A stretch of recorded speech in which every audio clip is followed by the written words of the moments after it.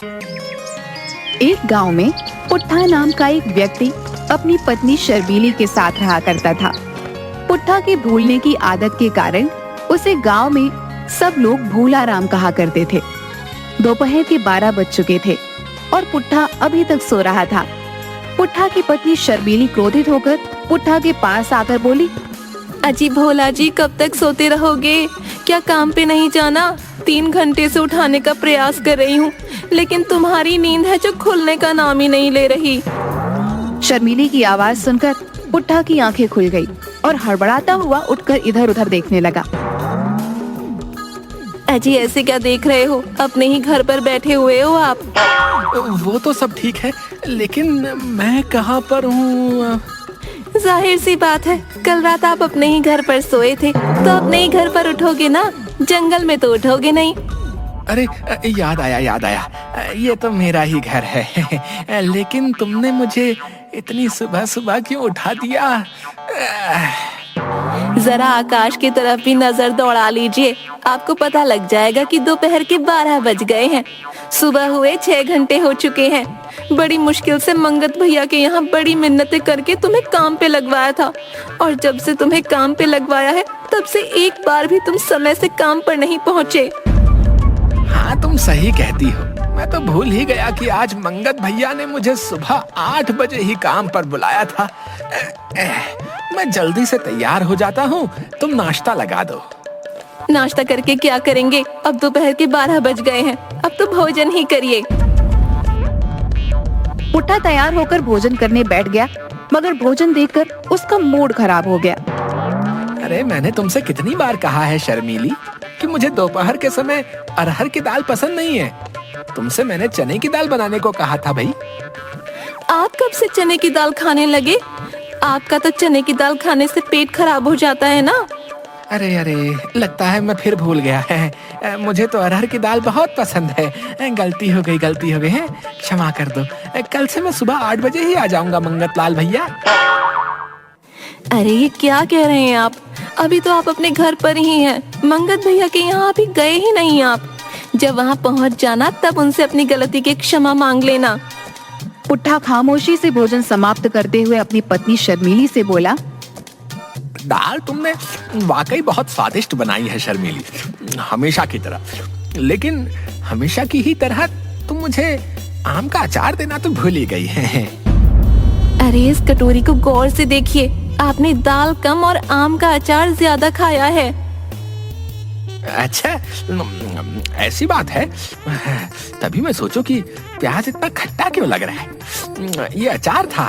ओहो।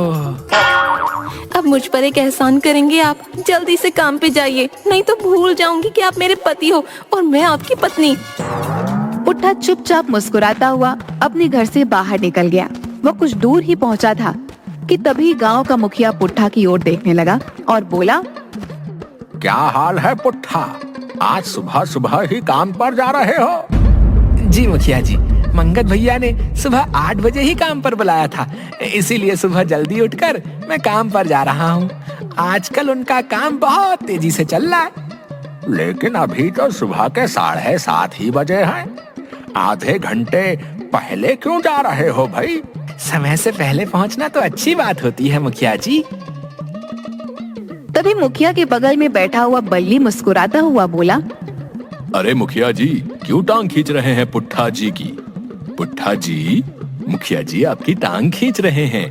क्या आपको इस बात का आभास नहीं है? मुखिया जी की तो मजाक करने की पुरानी आदत है। तो फिर अपने घर वापस चले जाओ और 2 घंटे बाद काम पर जाना। लेकिन क्यों? क्योंकि अभी तो सुबह के 5 बजे हैं। मंगत भैया तो सो रहे होंगे। सुबह सुबह अगर उन्हें उठा दोगे तो वो तुमसे नाराज हो जाएंगे। हो सकता है तुम्हें काम से ही निकाल दे। बल्ली की बात सुनकर पुट्ठा के चलते हुए कदम रुक जाते हैं और वह गहरी सोच में डूब जाता है। बहुत बहुत शुक्रिया बल्ली भैया, तुमने मुझे बचा लिया। नहीं तो मेरी पत्नी शर्मीली मुझे तो आज काम से ही निकलवा देती। हाँ, तभी मैं कहूँ कि मुझे नींद क्यों आ रही है। इतना कहकर पुट्ठा दोबारा अपने घर की ओर चला गया। मुखिया और बल्ली दोनों जोर जोर से हंसने लगे। अरे ये तूने क्या किया बल्ली? जब शर्मीली को पता लगेगा कि तूने पुट्ठे को बेवकूफ बनाकर घर भेज दिया है तो वो तेरी हड्डी पसली एक कर देगी। हाँ, अरे मैंने अपनी जिंदगी में बड़े बड़े भुलक्कड़ लोग देखे हैं, लेकिन इस पुट्ठा को तो अजीब भूलने की बीमारी है। ये तो कभी कभी रात को सुबह समझ लेता है और सुबह को रात। ऐसा नहीं है बल्ली, उस बेचारे को एक तो भूलने की बीमारी भी है और ऊपर से वो बहुत भोला भी है। सही कहा मुखिया जी, लेकिन आज की हरकत देखकर मुझे ऐसा लगा है कि इसे आज भूलने का फिर से बड़ा भयंकर वाला दौरा पड़ा है। अब जल्दी से यहाँ से चला जा बल्ली, कुछ देर बाद शर्मीली यहीं पर आती होगी। हाँ अब सही कह रहे हो मुखिया जी, मैं चला। इधर पुट्ठा को वापस घर आता देख शर्मीली क्रोधित होकर बोली, अजी अब क्या हुआ, वापस क्यों आ गए? क्या आज काम नहीं लगा? तुम तो कह रहे थे मंगत भैया ने सुबह सुबह 8 बजे ही तुम्हें बुलाया था। कहीं मंगत भैया ने तुम्हें काम से तो नहीं निकाल दिया? शर्मीली, मैं तुम्हारी इस आदत से तंग आ चुका हूँ। एक तो तुमने मुझे सुबह 5 बजे ही उठा दिया और ऊपर से नाराज हो रही हो। ये तुमसे किसने कहा कि इस वक्त सुबह के 5 बजे हैं? बल्ली भैया ने।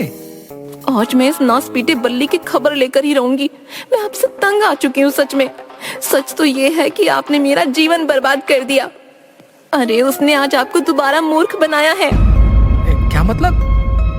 मतलब ये कि अभी इसी वक्त चुपचाप काम पे चले जाओ। कुछ देर बाद शाम हो जाएगी। जब सूरज सर पर चढ़ाता है तो उसे दोपहर बोलते हैं। सुबह के 5 बजे के वक्त सूरज नहीं निकलता। अरे ये तो मैं भूल ही गया।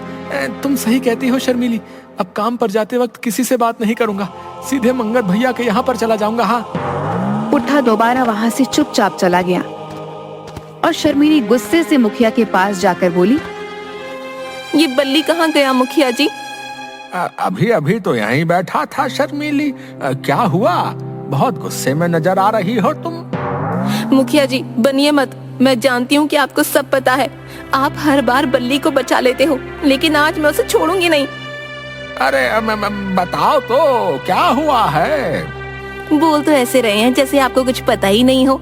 उसने मेरे पति को दोबारा बेवकूफ बनाकर घर पर भेज दिया।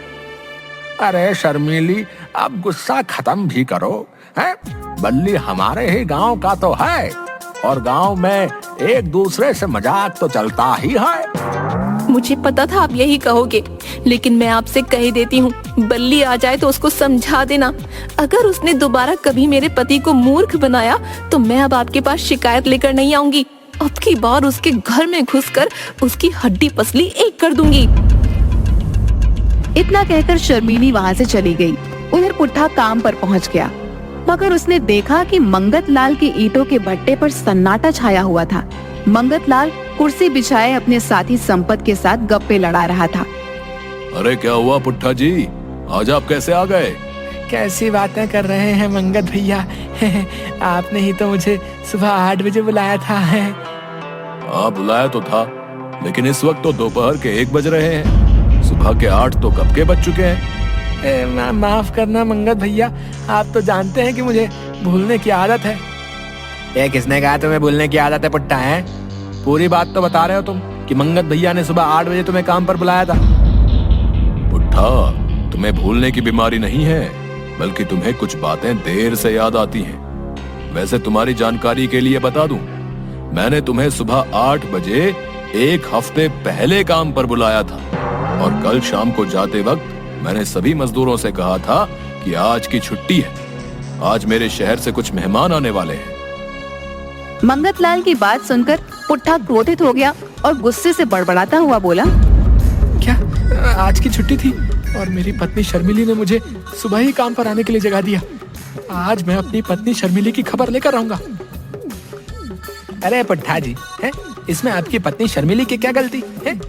आप तो उसे बताना ही भूल गए होंगे कि आज काम की छुट्टी है?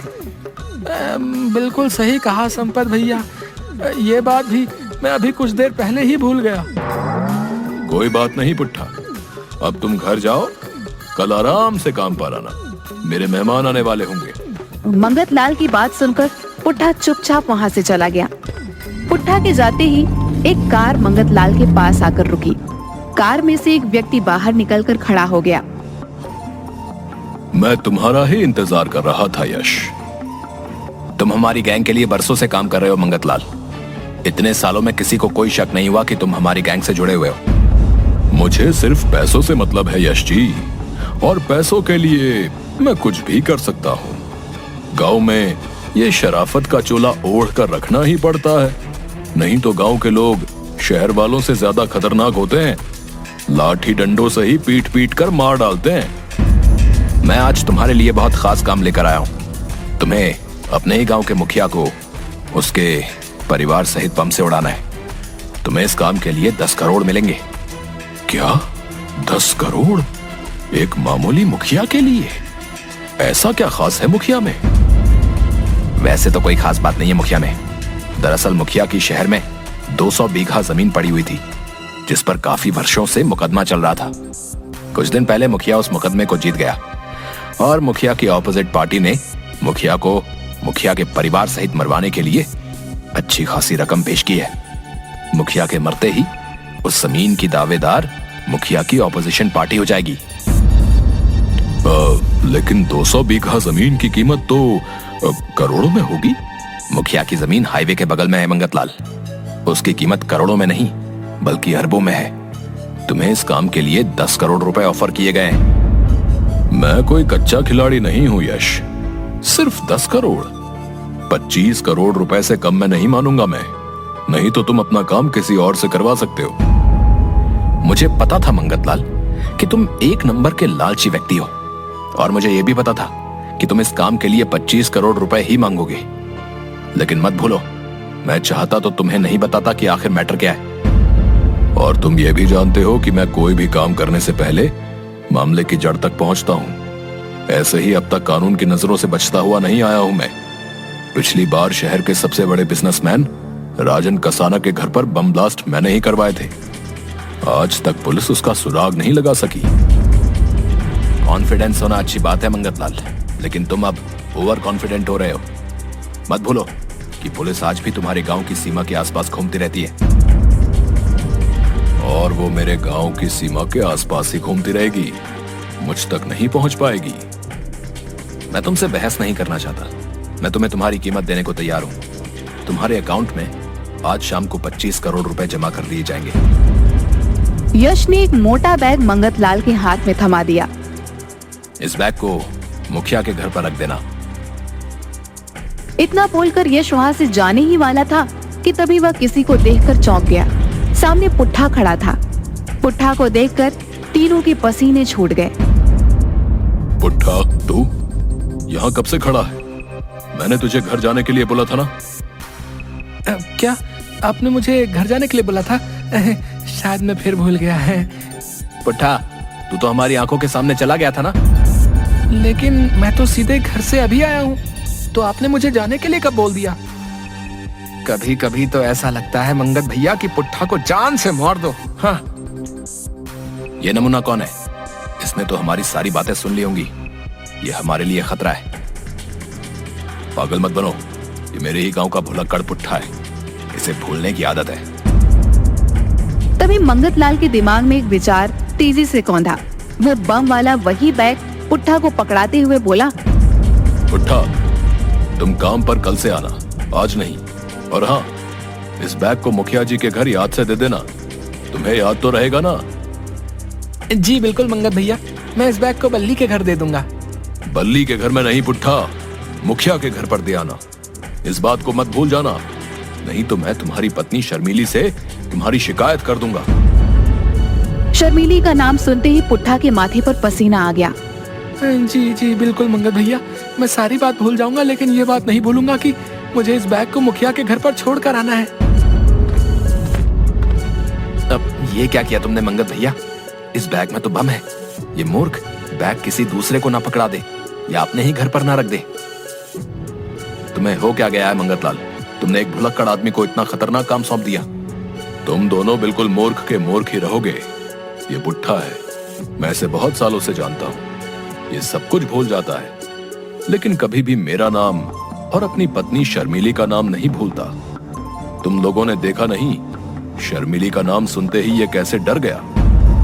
अब ये मुखिया के घर पर बैग पहुंचा देगा और मुखिया अपने परिवार सहित बम धमाके से मर जाएगा और सारा का सारा इल्जाम पुट्ठा के ऊपर लगेगा और पुट्ठा को ये याद भी नहीं रहेगा कि ये बैग मैंने उसे दिया था।